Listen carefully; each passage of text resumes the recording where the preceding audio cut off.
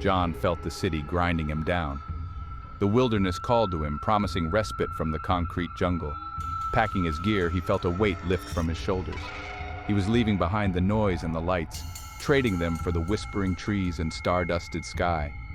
His destination, Blackwood Forest, known for its dense foliage, pristine lakes, and an almost unnatural silence.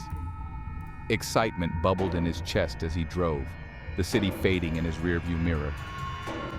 The ranger, a weathered man, gave John a wary look. "Blackwood's a real beauty, but she can be a fickle mistress." John brushed off the ranger's warning. He was prepared. He found a secluded clearing, set up camp, and built a roaring fire. As dusk settled, the forest came alive with sounds. John found comfort in these sounds, the soundtrack to his escape. But as the night deepened, the comforting sounds began to morph into something more sinister. He dismissed it as his imagination. He retreated to his tent, zipping it up tight. Every creak of a branch, every rustle of leaves sent a jolt of fear through him. Just as he was about to drift off, he heard a low growl. He held his breath, his heart pounding. The growl came again, closer this time. He fumbled for his flashlight, his hands shaking. He shone the flashlight into the darkness, but saw nothing. John quickly retreated back into his tent, huddling in his sleeping bag, his eyes wide with fear. The first rays of dawn pierced through the gaps in the tent. John slowly unzipped his tent, emerging into the bright morning light. His campsite remained untouched. He needed to eat, to clear his head. He built a small fire and cooked a meager breakfast. He felt exposed, vulnerable, even in the daylight. He knew deep down that he wasn't alone. As he started to dismantle his tent, he noticed a small pile of rocks, arranged in a spiral pattern. He approached the spiral cautiously. The air around him felt heavy, as if the forest itself was holding its breath. Each step he took seemed to echo in the silence, amplifying the eerie atmosphere. He couldn't shake the feeling that he was being watched, that unseen eyes were tracking his every move. The rocks looked ancient, as if placed there long ago.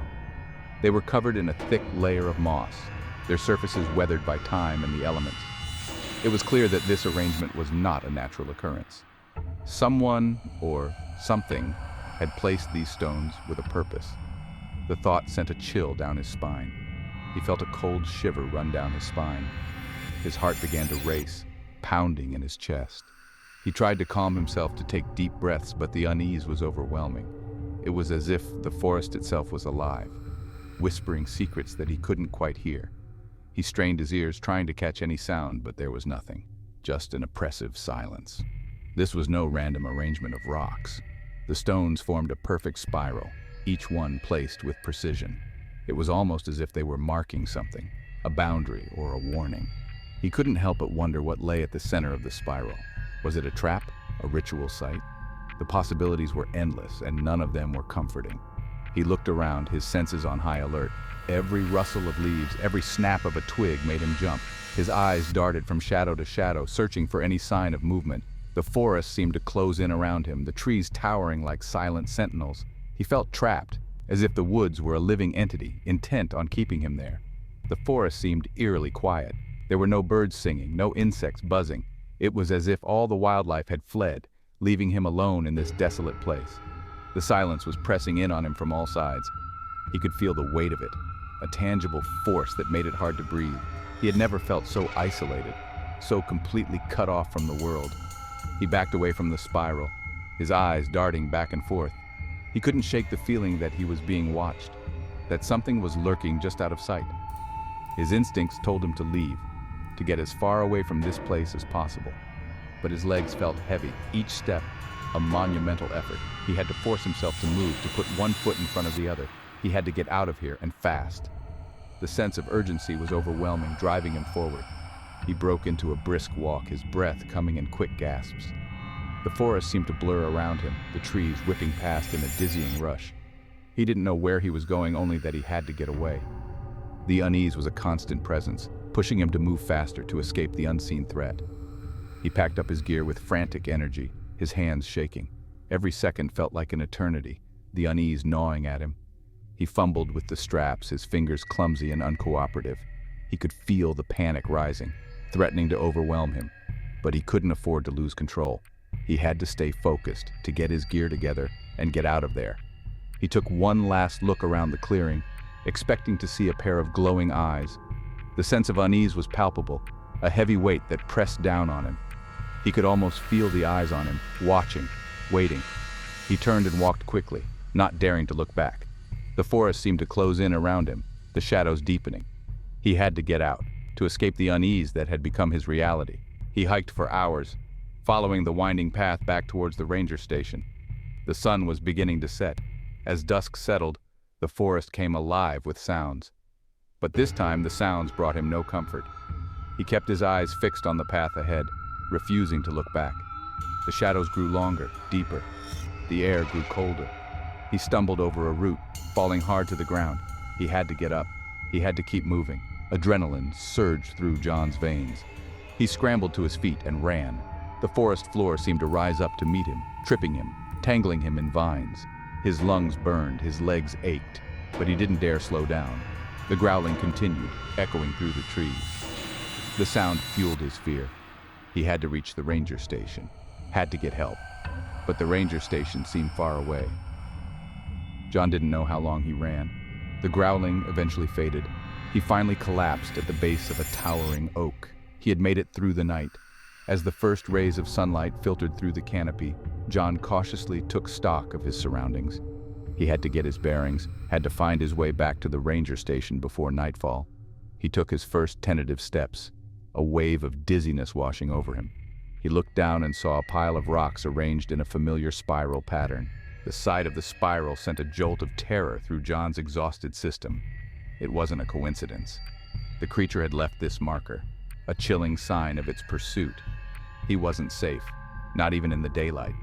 He was being hunted, stalked, herded like prey. Panic threatened to consume him, but he fought it down.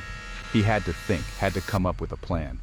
He needed to be smart to outmaneuver his pursuer, but what chance did he have against a creature that could move through the dense undergrowth without a sound? He scanned his surroundings, searching for any clue, any advantage. The forest seemed different now, menacing, the sunlight taking on a sickly hue. The air felt heavy, oppressive, filled with an unseen menace. He was trapped in a deadly game of cat and mouse. He picked up the compass, his hand trembling, and tried to focus on the needle. South. He had to go south. But as he turned to leave, his eyes fell on another pile of rocks, another spiral, marking his path. He was being herded, driven towards something, and the thought filled him with a primal dread. John walked through the undergrowth, his sense of direction fading. Everywhere he turned, another spiral of rocks blocked his path. The forest had become a maze, a reflection of his own confusion. The line between reality and imagination blurred. The rustling of leaves sounded like whispers. The shadows formed strange shapes. He wasn't just lost in the woods, he was lost in his own thoughts. He tried to understand what was happening, to hold on to logic. Perhaps he was going in circles, his sense of direction affected by exhaustion. Maybe the spirals were just a natural formation, a trick of his imagination. But deep down, he felt something was wrong. He felt like he was being watched, guided by something unknown. The sun, now directly overhead, offered no comfort. It felt like an observer to his growing unease. He walked on, driven by a hope he couldn't quite explain. He had to find a way out, had to escape this place. But the forest seemed to hold him, its grip tightening. He was starting to lose his grip on reality, his thoughts scattering. His name, his life before the woods, all faded into the background. Only the forest, with its silence and shadows, seemed real. John stumbled to a halt, his breath ragged, his body trembling with exhaustion. He looked around, his eyes wide and unseeing, at the endless rows of trees, their branches intertwined overhead, forming a canopy that blocked out the sky. The air was thick, the silence broken only by the pounding of his own heart. He felt trapped within the embrace of the forest. He sank to his knees, his strength finally giving way, and let out a sob. He had reached the end of his endurance. He closed his eyes, surrendering to the darkness that had been threatening to engulf him. He no longer cared about escape, about survival. He just wanted it to be over. He wanted the fear, the relentless pursuit, the whispers of madness that echoed through his mind to stop. He waited for the creature, for the inevitable confrontation. But death did not come. Instead, he felt something brush against his cheek, something cold and hard. He opened his eyes slowly, hesitantly, and looked down. Lying in his lap was a single white feather. He picked it up, his fingers tracing the delicate barbs, and a thought crept into his mind. He wasn't alone. He hadn't been alone for a long time. The creature had been with him all along, watching, waiting. The white feather lay in his palm, light as air, yet heavier than a stone. It was a symbol of his predicament, a reminder of the unseen eyes that watched his every move. He had to escape. He had to break free from this game. He clung to the feather, drawing strength from the very source of his fear. A memory flickered, a spark in the darkness of his mind. Understanding perhaps held the key to survival. With renewed purpose, he tucked the feather into his pocket and began to walk. Driven by the faintest glimmer of hope, the feather a burning ember in the cold ashes of his despair. Hours crawled by, each one an eternity. The forest floor, littered with fallen branches and decaying leaves, offered no clear path. Doubt gnawed at his resolve. Was he merely delaying the inevitable, chasing shadows in a game he was destined to lose?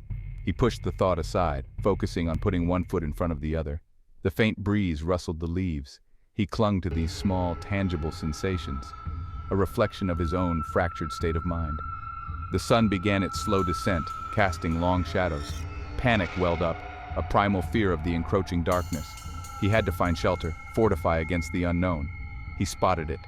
A faint trail, barely discernible beneath a carpet of fallen leaves, leading off into a thicket of dense undergrowth. Hope surged, a beacon in the gathering gloom.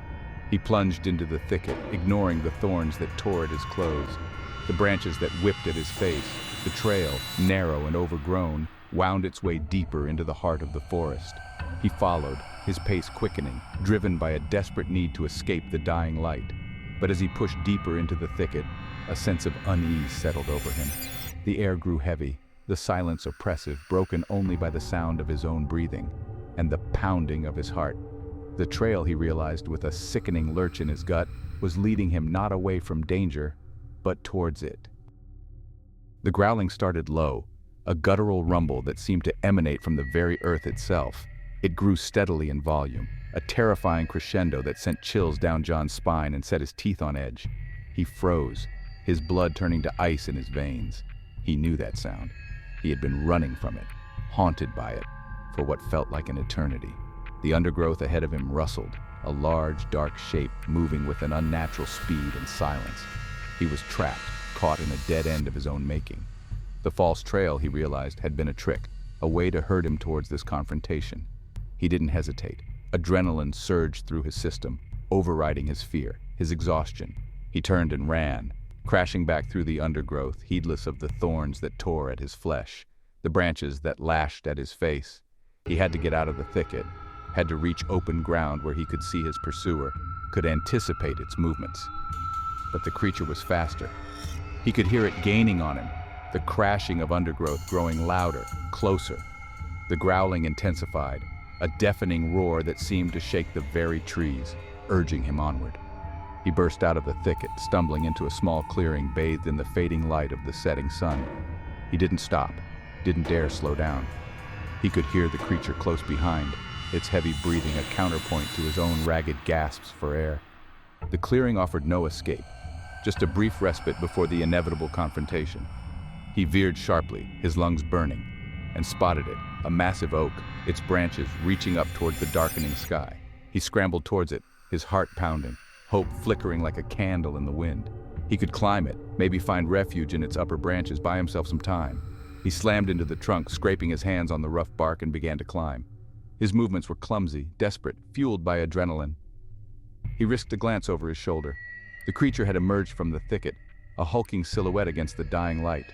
He couldn't make out its features, could only see its glowing eyes fixed on him. It paced at the base of the tree, its breath a cloud of vapor in the cooling air. It was waiting for him to fall. He climbed higher, ignoring the pain in his arms, the dizziness that threatened to overwhelm him. He had to get above the creature's reach, had to find a secure perch where he could catch his breath. But as he reached for the next branch, his hand closed around something unexpected. It was a rope, thick and sturdy, tied securely to the branch above. Hope surged, a lifeline in the encroaching darkness. Someone had been here before, had rigged this trap. But for what purpose? And who was the hunter, and who the hunted in this game? John, with a surge of desperate hope, pulled himself up onto the branch. The rope held firm, a lifeline in the gathering darkness. Below, the creature paced, a restless shadow against the fading light. He had escaped, for now, but he was still trapped, high above the forest floor, with a predator stalking the ground below. He had to survive the night.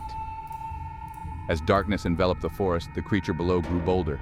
It circled the base of the tree, its low growls echoing through the stillness. John clung to the branch, his muscles cramping, eyes scanning the darkness.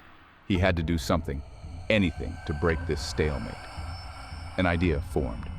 He could use the rope to swing to a nearby branch. It was a gamble with death as the only other player. Taking a deep breath, John stepped off the branch, launching into the darkness. John plunged downwards, the air rushing past him. The forest floor seemed to rise up to meet him. Branches whipped at his face. The impact sent a shockwave of pain through his body. He landed hard, breath driven from his lungs. For a moment, he lay there, stunned. He could hear the creature moving above him. Panic welled up. He had to move, had to find shelter. He pushed himself up, ignoring the pain. He crawled towards a tangle of roots. The creature was descending, closer with each second. He squeezed into the small space beneath the roots. It was a futile attempt at hiding. He closed his eyes and waited. The creature landed in front of his hiding place, its shadow cutting off his only source of light.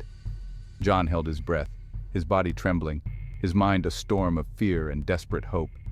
He could smell the creature now, a musky odor that spoke of decay and something predatory. The growling stopped. A heavy silence descended, amplifying every rustle of leaves, every snap of a twig, every beat of John's heart. The creature was toying with him, savoring the hunt, prolonging the moment before the kill. John squeezed his eyes shut, his fingers digging into the damp earth as if he could will himself to disappear.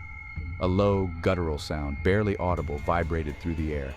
It wasn't a growl, not anymore. It was something different, something that sent a fresh wave of terror through John's veins. It was a sound that hinted at intelligence, at amusement, at something utterly alien. Then, slowly, the creature lowered its head, its hot breath washing over John's face, and peered into his hiding place. John's eyes flew open. He found himself staring into the creature's eyes, twin orbs of molten gold that seemed to burn with an unnatural light. The creature's face was a grotesque mockery of human features, a patchwork of fur and bone, contorted into a semblance of a smile. It was a face that belonged in nightmares, a face that spoke of ancient power and primal hunger. Time seemed to fracture, each second stretching into an eternity as John locked eyes with the creature. The golden orbs held him captive, reflecting none of the terror that raged within him. The creature's smile widened, a grotesque parody of amusement, and John knew with a sickening certainty that he was looking upon his death. The stench of decay intensified, suffocating him. The creature leaned closer, its hot, fetid breath washing over him in sickening waves. John flinched back, pressing himself further into the damp earth, but there was nowhere to go. He was trapped, pinned beneath the creature's unwavering gaze, every instinct screaming at him to flee, to fight, to do anything but lie there waiting for the inevitable. But a strange paralysis gripped him. This wasn't simply fear, the primal instinct to survive. This was something deeper, older, a terror that resonated in the deepest recesses of his being. It was the fear of the prey recognizing its predator, the mouse acknowledging the hawk, the rabbit surrendering to the fox. He closed his eyes, a single sob escaping his lips, a primal sound of utter defeat. This was it. This was how it ended. Alone, lost, forgotten in the heart of Blackwood Forest. Another offering to the ancient unseen forces that ruled this primal world. A low, guttural sound, almost a chuckle, vibrated from the creature. It leaned closer still, its hot, fetid breath caressing John's face. He braced himself, waiting for the killing blow, for teeth and claws to tear into his flesh. Instead, John felt something brush against his cheek, something light and feathery. He opened his eyes slowly, hesitantly, his breath catching in his throat. The creature had drawn back slightly, its eyes never leaving his face. In its hand, held delicately between two claws, was the white feather.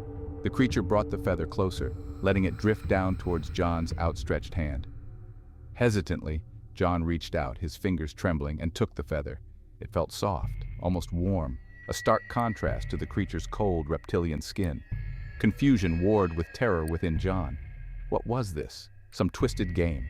A macabre offering before the kill? Or was there something more, something he couldn't begin to comprehend, happening here? The creature leaned in close, its voice a low whisper that seemed to emanate from the earth itself. "Go," it rasped, the sound guttural yet strangely gentle. "You are not ready." John stared back, speechless, his mind struggling to make sense of what he was seeing, what he was hearing. The creature, the monster that had tormented him, hunted him, driven him to the brink of madness, was letting him go? He didn't question, didn't hesitate. Scrambling back, he rose to his feet, his body screaming in protest, and stumbled away from the creature, away from the clearing, away from the heart of the dark, whispering woods. He didn't look back, not even once. John emerged from Blackwood Forest, a changed man. He bore the physical scars of his ordeal, but it was the unseen scars that haunted him. He returned to the city, but it all seemed hollow. He kept the white feather, a talisman against the darkness. He knew he would never truly escape Blackwood Forest. He was a survivor, but also a prisoner. Some hunts never truly end. The end.